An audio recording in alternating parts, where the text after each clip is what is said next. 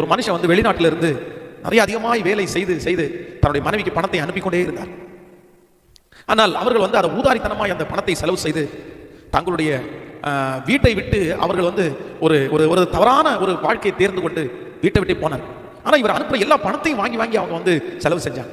நான் வர்றேன்றது லெட்டர் போட்டாரு, எந்த பதிலும் இல்லை.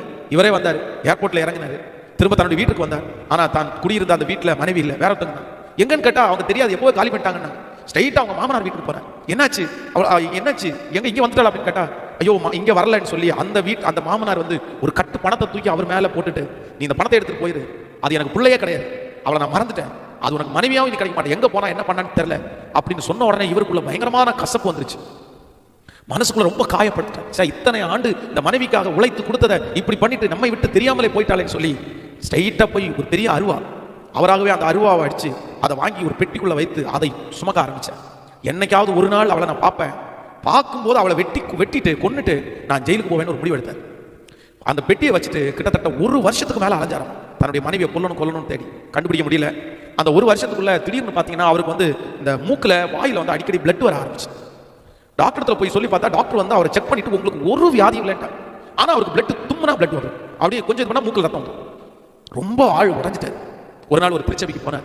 இந்த திருச்சபைக்கு போய் பாஸ்டர் பார்த்து இந்த மாதிரி எனக்கு இருக்கு, நீங்க எனக்காக ப்ரேயர் பண்ணுவீங்க. பாஸ்டர் ஜெபம் பண்ணார்.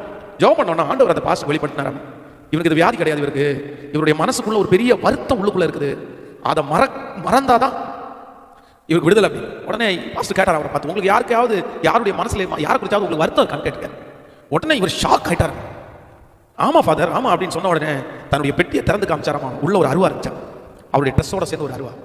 சொன்னாராமா, இந்த அருவா வந்து என் மனைவிக்காக செஞ்சது, என்னைக்காவது ஒரு நாள் அவளை பார்ப்பேன், அவளை வெட்டணுன்றதுக்காக நான் வச்சிருக்கிறேன், எனக்கு ரொம்ப துரோகம் பண்ணிட்டா. அப்படி என் மனசுல அந்த காயத்தை மட்டும் யாரால ஆற்றவே முடியல.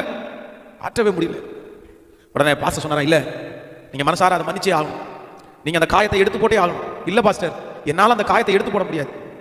ஆனா பாஸ்டர் கவுன்சிலிங் கொடுத்து கடைசியில் அந்த மனுஷன் மனம் திரும்பி, சரி என் மனைவியை மன்னிக்கிறேன், என் மனைவி செஞ்ச எல்லா துரோகத்தையும் நான் மறக்கிறேன், பரவாயில்ல ஸ்தோத்திரம், ஜோம் பண்ணி ஒப்பு கொடுத்து அவருக்கு பரிபூர்ணமான விடுதலை கொடுத்தார். ஊழியத்திற்காக ஒப்பு கொடுத்து இன்னைக்கு சென்னையில் ஊழியம் செய்து கொண்டிருக்கிறார். நீங்க நம்ப மாட்டீங்க, இப்படிப்பட்ட எத்தனை குடும்பங்கள் உடைந்து கிடக்கிறதோ, பலாயிரக்கணக்கான குடும்பத்திற்கு அவருடைய வாழ்க்கை நீங்க சாட்சியா.